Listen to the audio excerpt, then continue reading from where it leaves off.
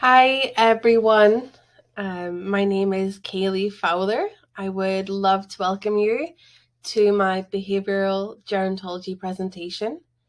Um, I'm a senior behaviour technician here at the Wellness Centre. I'm sure a lot of you have seen me around. I have a lot of experience working with adults, with teenagers with special needs, as well as children. So recently, I was asked to delve into the world of behavioral gerontology to find out if my skills and the skills of ABA therapists have a place in Cayman working with our elderly using all that we do throughout the day. And I got some fantastic results that I would love to share with you guys. So I just wanted to start talking about aging in Cayman. I did my research on this, and thanks to Cayman Compass, they had done a survey recently. I got some great figures. So, over the past 11 years, so the past decade or so, the number of Caymanians has grown over the age of 65 has grown by 76%, which is a great number. And during that time, more than one third, 36%, of Caymanian population growth occurred in the senior age group of over 65 years. And interestingly, the majority of the senior population in the Cayman Islands are Caymanians. So the Cayman society is only really at the beginning of its aging process. And as we can see by the statistics, that it's, a vast population is elderly. So that really makes what I'm going to say a lot more applicable. So healthcare in Cayman. Well, not only in Cayman, but globally, the elderly population is expanding really because of an increase in vaccinations and, as we all know, the vast improvement of medical and healthcare services, people are able to live longer, which of course is great. So you might be asking, what is behavioral gerontology? And really, it's the study of how antecedent and consequent environmental events interact with the aging individual's behavior, typically those with dementia. So, simply put, it is the study of what can be done before and after behavior to either increase the likelihood of it happening again, for example, bathing independently, or to decrease the likelihood of it happening again, for example, wandering, self injurious behavior. So, we're really working with individuals with mostly dementia, but of course, there are definitely a lot more other diagnoses that we can work with. Um, yeah, just to help them become more independent with less challenging behaviors for themselves and for their caregivers. So, what is dementia? Well, dementia is an umbrella term used to describe a variety of syndromes characterized by memory loss, other cognitive deficits, impairment of social and occupational functioning. Really, dementia is characterized by a change, and or decline in an individual's behavior repertoire due to neurocognitive changes. The ability for an individual to learn new behavior becomes less likely. Not impossible, of course, that's where we come in, but it is less likely. So, what are the common goals of dementia related behavior interventions? What are we doing the work for, pretty much? They are centered on mainly on establishing environmental changes, i.e., antecedents, things that happened before that set the occasion for functional maintenance, or individualized interventions that do not require the establishment of any new behavior repertoire. So, really building and maintaining the skills that they do have. So we aim to recover or maintain skills such as independence, communication, or activity engagement.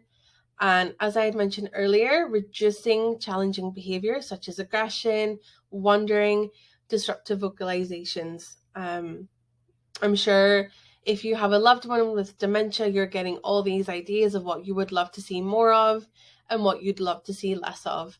So that's what we would really work on. So I'm sure that you've had a bombardment of advice from others, from doctors, from friends, from family. What is the best thing to do for you, yourself, or a loved one with dementia? So really, I'm here to talk about why choosing a behavioral intervention for you or your loved one is definitely a good idea. Basically, it challenges the outdated view of the aging process. Normally, the aging process is perceived through a completely medical lens. We would shift that. We're going to take all variables into perspective. Biological, of course, yes, is important, but also including environmental. At the end of the day, behavioral gerontologists want people to age happily with as much as independence as possible. We believe that behavior is learned and can be improved no matter what age you are, no matter what your diagnosis is. There's room for improvement, which is great, you know. So you might be wondering, where can I access behavioral gerontology? Where can it be applied? One of the most obvious environments, of course, is within a care home facility. But as we all know, in the Cayman Islands, most of the aging population remains within the family. So of course, at home, you know, amongst loved ones, or in care home facilities, amongst caregivers, peers, there, there's no cap on where behavioral gerontology can be applied. And interestingly, the most common reason for individuals moving into a care home are challenging behavior and caregiver burnout, not actually medical reasons.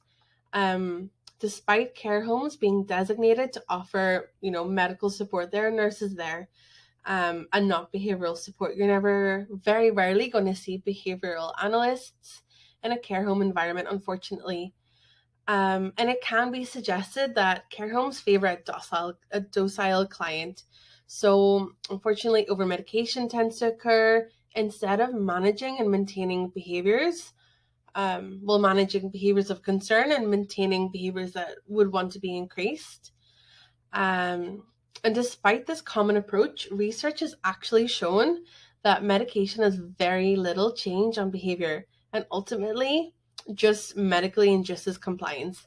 And as behavioral gerontologists, we don't want that. We want to gain independence without over medication,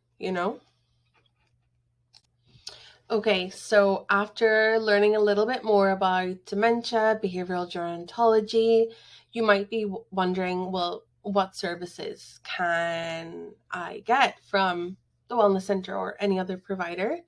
Well, speaking for myself, who obviously is staff at the Wellness Center, us here, we are fantastic at building rapport with new clients. Which is vital. It's extremely important. Rapport holds the key to a lot of success. We're also able to run preference assessments. We want to identify the individual's most motivating reinforcers. What are they going to be really excited to work for? What's going to keep their motivation high? We're going to assess their current skill acquisition.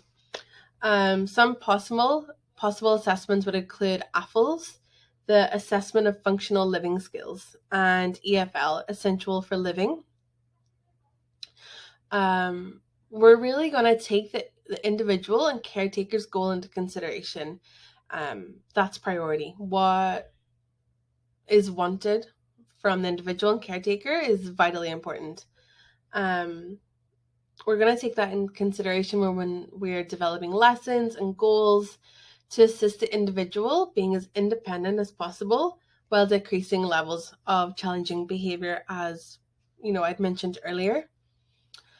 Also, upskilling the individual's family or caregiving team is so important, especially to help maintain behavioral changes with the continual implementation of any intervention put in place, because family and caregiving teams are going to be there most of the time.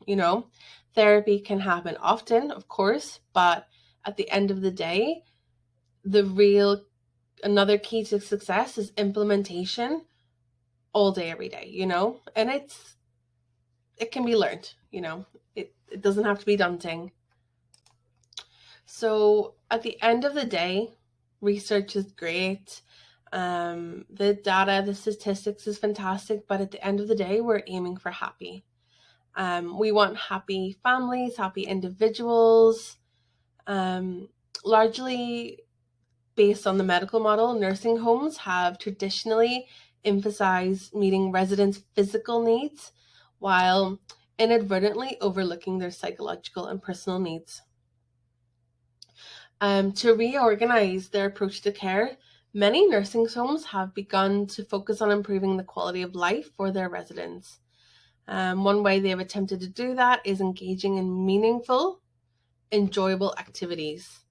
And studies actually have indicated that even very brief engagements and activities can improve nursing home residents' happiness in their surroundings, which is amazing. Like, it doesn't take a lot. The study showed even brief engagements have good outcomes, which is amazing.